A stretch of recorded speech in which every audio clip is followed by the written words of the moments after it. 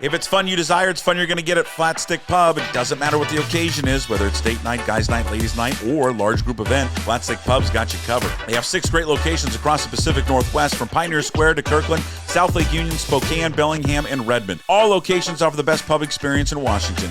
2 rules at Flat Stick Pub: drink local and have fun. Pretty simple. So if you like to have fun, love local beer, and great tasting food, make Flat Stick Pub your next spot. Visit them at flatstickpub.com. We got to cover the hiring of JaMarcus Shephard. I misspoke. The press conference is coming up later today, coming up at noon. Did Oregon State get it right? Oregon has lost their offensive coordinator. Lane Kiffin is an idiot. We'll get you caught up on all the college football playoff rankings. Jimmy Rogers, year 1. Just the mess that is college football. We covered every single week with the one and only, the great John Canzano, johncanzano.com, and his weekly appearance brought to you by Flat Stick Pub. If you're looking for a spot to go out with a large group of friends, make Flat Stick Pub your location. They will have you covered for everything. And they've got great locations across the state: Kirkland, Pioneer Square, South Lake Union, Spokane, Bellingham, and Redmond. John, let's first start with where you're at. You're in Corvallis, Oregon State press conference. JaMarcus Shephard. Why did Oregon State and Scott Barnes land on JaMarcus Shephard? Well, I don't think it's the guy they wanted, right? They in the beginning wanted somebody with head coaching experience. And I think Brent Vigen, the Montana State coach, and certainly Tim Polasek at North Dakota State were at the top of that list. JaMarcus Shephard, though, Washington fans and Washington State fans familiar with him from his time as a receiver coach at both places. He's an energy guy. He also, got in that room with the hiring committee and did what he does when he's a terrific recruiter. He knocked it out of the park, so to speak. He was very well prepared. Interesting little thing here, Puck. He even reached out to me before he went into the interview, and I talked to him about a week before the interview, and he wanted to know all about the Pac-12. He wanted to know, all about Oregon State's leadership dynamic. But I am told by members of that committee that he went in and he was just fantastic in the interview. They obviously got him in that final interview situation, and his energy just infectious, and he ends up with the job despite having no prior head coaching experience. So I think, a big energy move for Oregon State, and people on campus, as they are getting to know him in the last 24 hours, are coming back and telling me the same thing. They're all saying, look, we found somebody who is going to try to solve problems and not just talk about the problems. We found somebody who wants to be here, not somebody who's taking it as a fallback option. And not using it, certainly not using it just, to raise their profile as a sitting head coach. JaMarcus Shephard wanted this job, and I think that mattered to Oregon State. And I would encourage people, if you're a subscriber, you've probably read it, or go read it later today. If you're not, go sign up to be a subscriber at johncanzano.com. A great background profile on JaMarcus Shephard. You talk to it was a grade school or middle school gym teacher. Middle school gym teacher. It was just great. And it was just great background about how he came up and how he, worked through kind of all of the ups and downs of his childhood and all through, high school and college. I didn't know this. I mean, he shares something very much in common with Mike Leach, probably why Mike Leach ended up hiring him. He did not play college football. Well, he played at a Division III school. But what Leach loved about him was Leach hired him because Leach had never met him, right? He found him on social media. And what Shephard's path was that, after he played Division III college football, he didn't go into coaching. He went to work for the NCAA. Then he went for the NFL's drug testing, entity. He went and worked over there. And the reason why he went and took those jobs, Puck, is he couldn't afford to go be a graduate assistant. He had kids. He had a wife.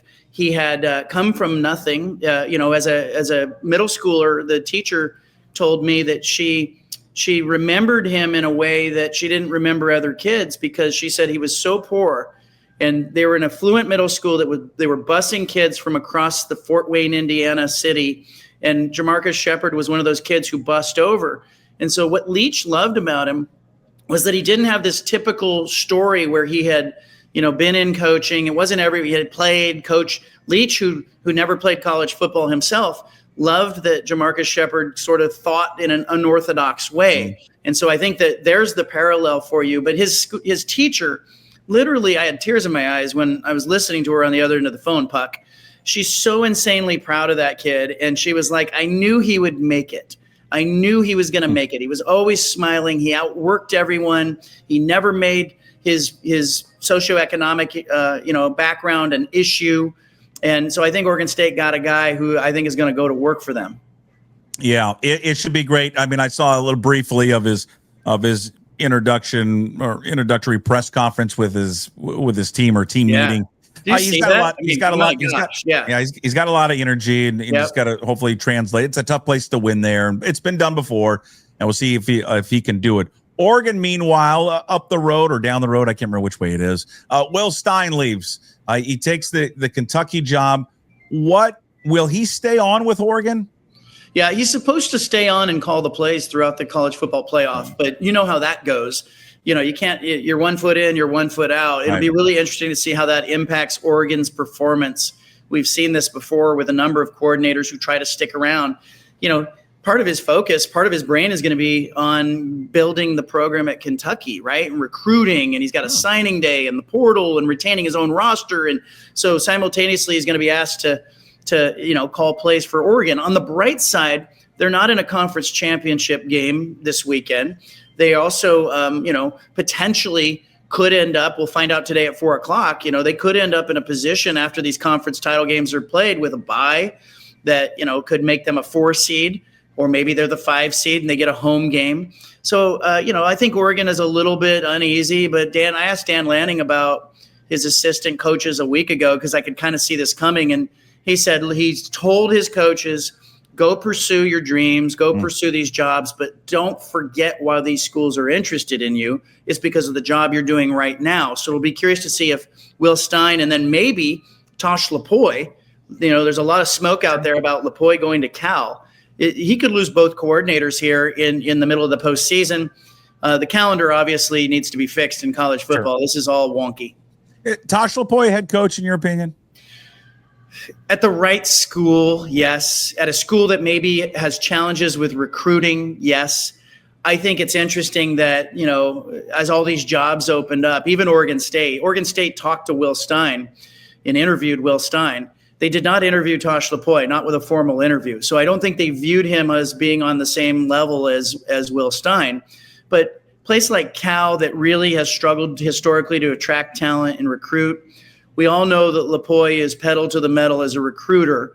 I think there are some questions about his ability to be an X and O guy who can call a game or make adjustments in game. I think we saw Oregon get outfoxed a couple of times last season, and everybody kind of looked over at Lupoi.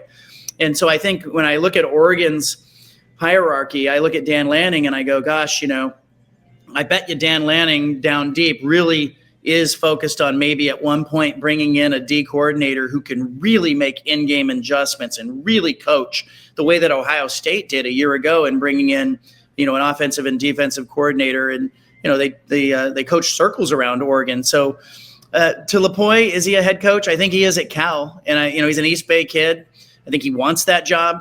Everybody's kind of looking at it, thinking it's lined up for him, and maybe the UC system is just holding this up. But, he's a fantastic recruiter. He will need coordinators who can really coach the game. I want to go back to Oregon State for just a quick second.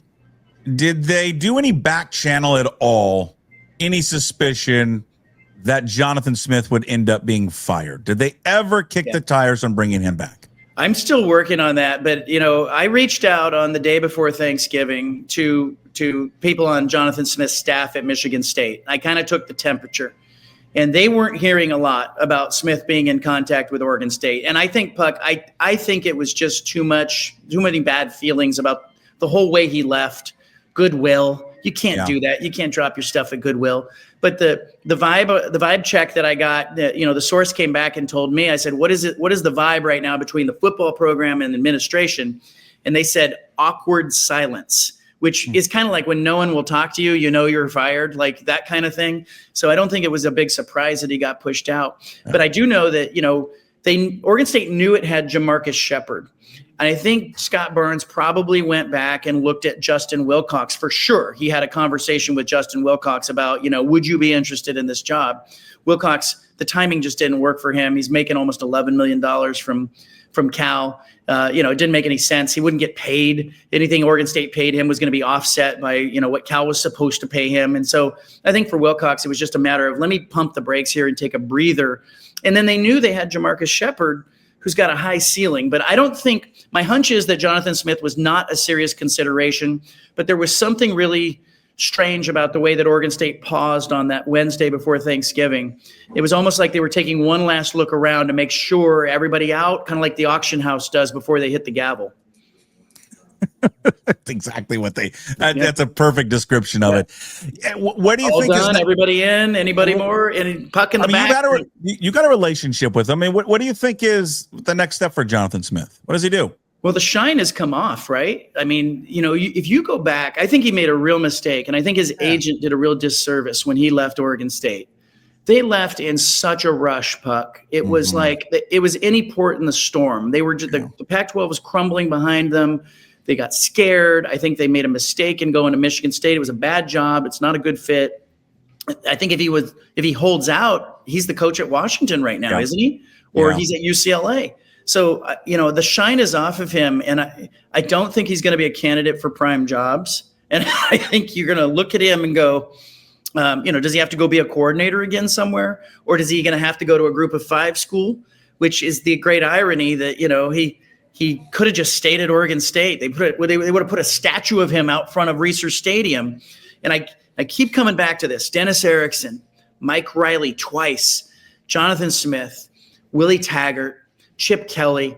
There's something about like the beauty of the place you're at that should not be lost. And I get it. Jonathan Smith he's getting, they owe him $33 million still, but he could have stayed in Corvallis making $5 million a year, strumming his guitar for a lot of years, and he would have been really happy.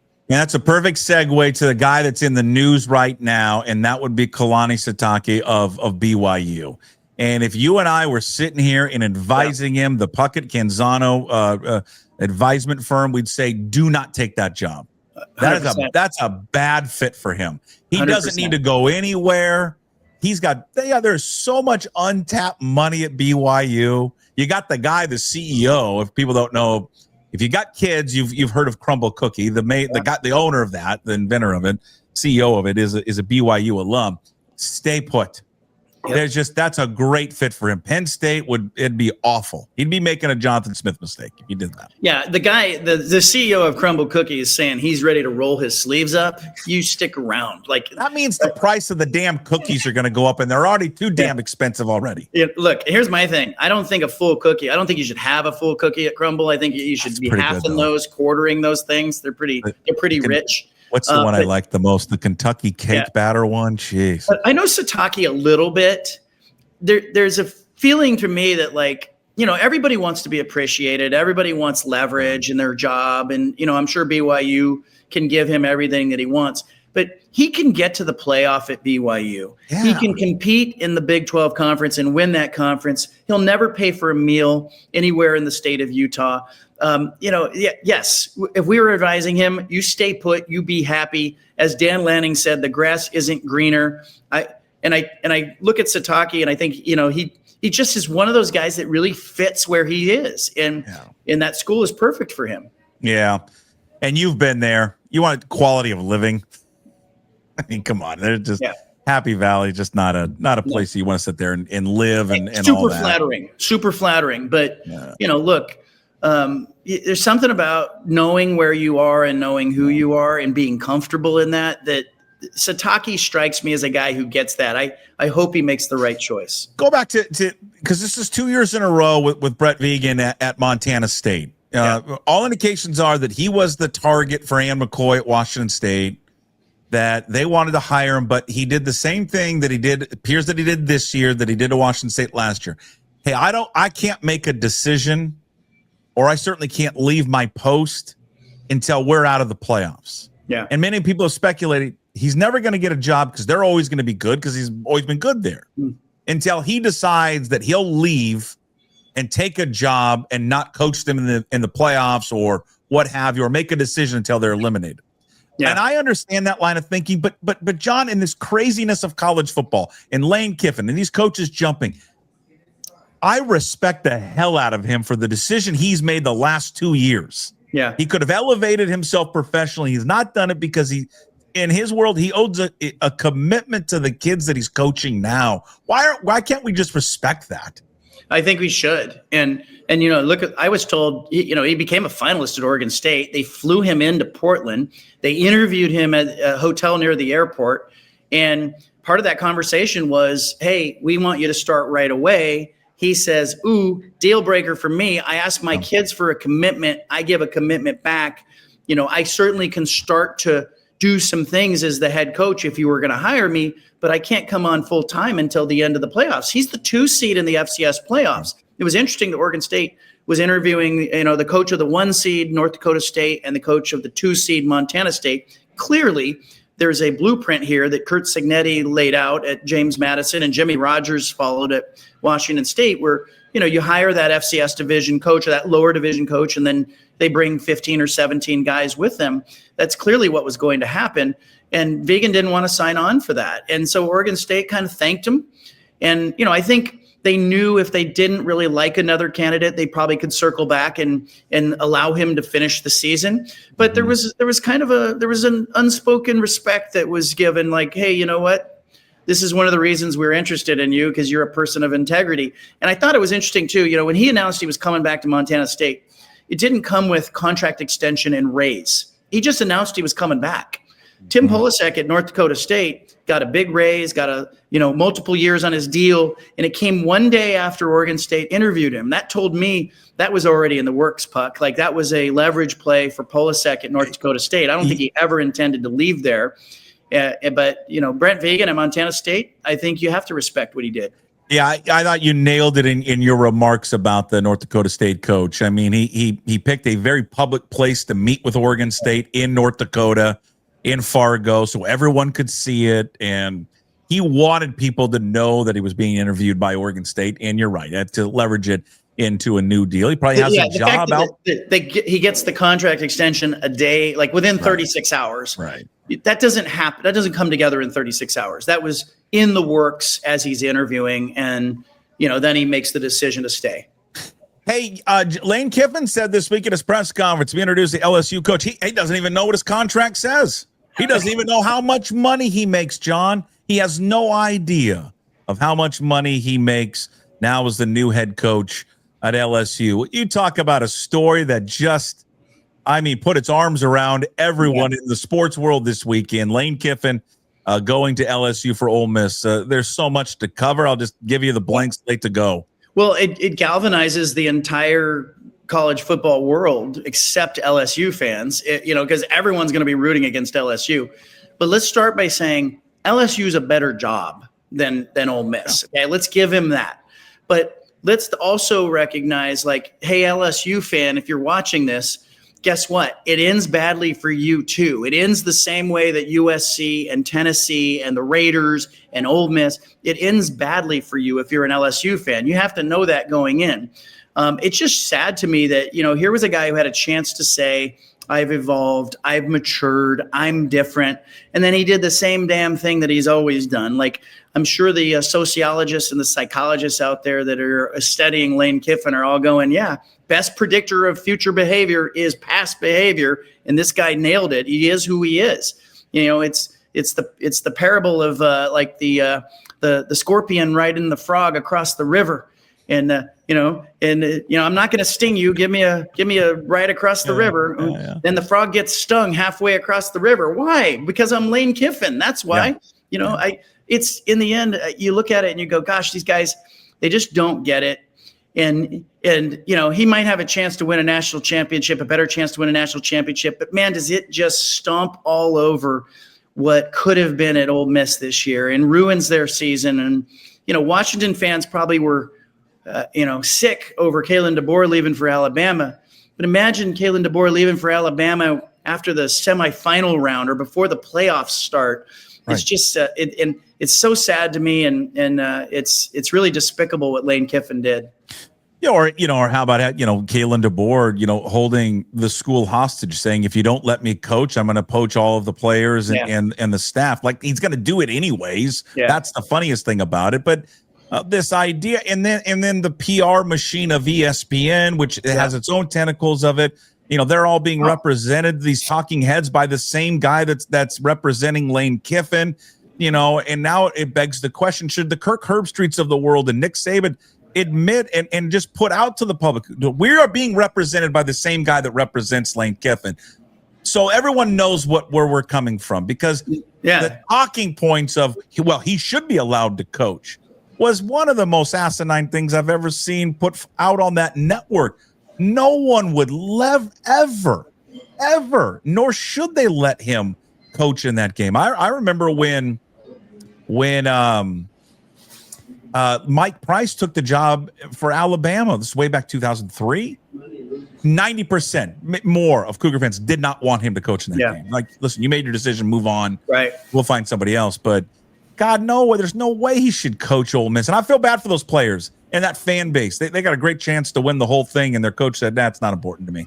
And I'm interested to see how they play, right? I wouldn't want to play them in like a quarterfinal round, because they're either going to, scatter and not be the same team, or they're really going to pull together and they're going to be a dangerous team in these playoffs. I just think there's a little unknown with them as they move forward. But I also think, as I look at Lane Kiffin and the way that decision went down, people are going to point to the calendar. You mentioned the talking heads. I think it's a great point for the public to know that a lot of the personalities on ESPN are represented by CAA. That's the same agency that represents these coaches. And so you have a lot of propaganda. You have a lot of conflict.